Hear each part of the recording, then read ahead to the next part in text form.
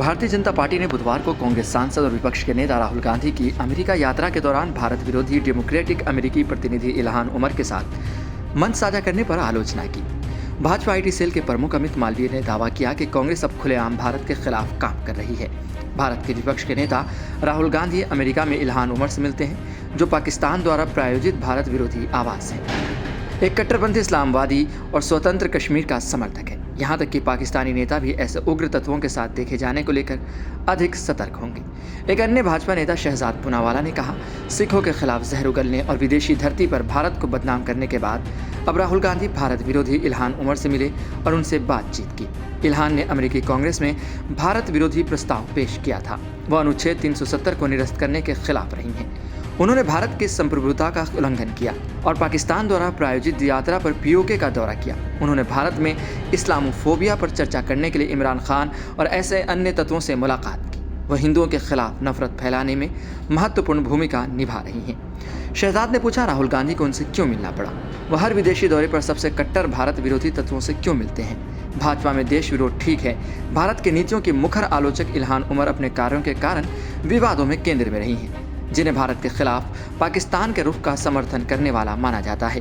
पाकिस्तानी सरकार द्वारा प्रायोजित पाकिस्तान के कब्जे वाले कश्मीर पीओके की उनकी यात्रा ने भारत में आक्रोश पैदा कर दिया। इसके अलावा पाकिस्तानी प्रधानमंत्री इमरान खान के साथ उनकी मुलाकात ने विवाद को और हवा दे दी।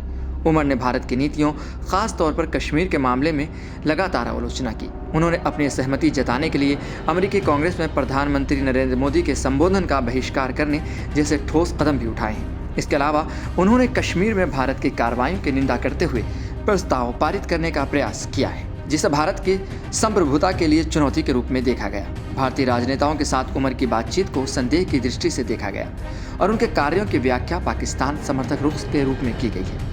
पीओके की उनकी यात्रा और पाकिस्तानी अधिकारियों के साथ उनकी बैठकों को लेकर उठे विवाद ने भारत और पाकिस्तान के बीच तनाव को बढ़ा दिया है। भारत में कई लोग उनके इरादों और निष्ठा पर सवाल उठा रहे हैं। 2023 में प्रतिनिधि इल्हान उमर ने भारत में बढ़ते मानवाधिकार उल्लंघन और अंतर्राष्ट्रीय धार्मिक स्वतंत्रता पर प्रतिबंधों की निंदा करते हुए अमेरिकी कांग्रेस में एक प्रस्ताव पेश किया। प्रस्ताव में विशेष रूप से मुस्लिम, ईसाई, यहूदी, सिख, दलित, आदिवासी और अन्य सहित विभिन्न धार्मिक और सांस्कृतिक अल्पसंख्यकों को निशाना बनाने पर प्रकाश डाला गया। प्रस्ताव में भारत सरकार की दमनकारी नीतियों और कार्रवाइयों का हवाला देते हुए विदेश मंत्री से भारत को अंतर्राष्ट्रीय धार्मिक स्वतंत्रता अधिनियम के तहत विशेष चिंता का देश सीपीसी के रूप में नामित करने का आग्रह किया गया। इन कार्रवाइयों में इंटरनेट ब्लैकआउट, मुक्त भाषण का दमन, पत्रकारों की गैरकानूनी हिरासत और धार्मिक अल्पसंख्यकों के खिलाफ भीड़ द्वारा हिंसा शामिल थी। उमर ने भारत में धार्मिक स्वतंत्रता के लिए अमेरिका के खड़े होने और सभी धार्मिक अल्पसंख्यकों के साथ उचित व्यवहार सुनिश्चित करने की आवश्यकता पर जोर दिया।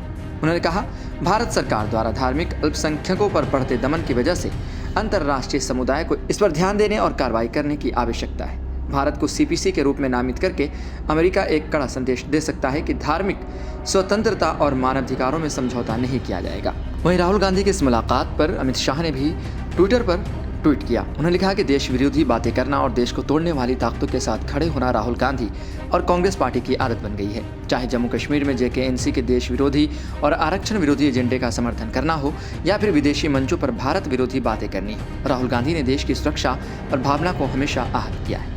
भाषा से भाषा, क्षेत्र से क्षेत्र और धर्म से धर्म में भेदभाव लाने की बात करना राहुल गांधी की विभाजनकारी सोच को दर्शाता है। राहुल गांधी ने देश के आरक्षण को समाप्त करने की बात कहकर कांग्रेस का आरक्षण विरोधी चेहरा एक बार फिर से देश के सामने लाने का काम किया है। मन में पड़े विचार और सोच किसी न किसी माध्यम से बाहर आ ही जाते हैं। मैं राहुल गांधी को बताना चाहता हूं कि जब तक भाजपा है, आरक्षण को कोई छू भी नहीं सकता और देश की एकता के साथ कोई खिलवाड़ नहीं कर सकता। राहुल गांधी और इल्हान उमर की मुलाकात पर आप क्या सोचते हैं? आपकी क्या राय है? हमें ज़रूर बताएं और ऐसी ही खबरों के लिए देखते रहें सहारा समय का समय डिजिटल।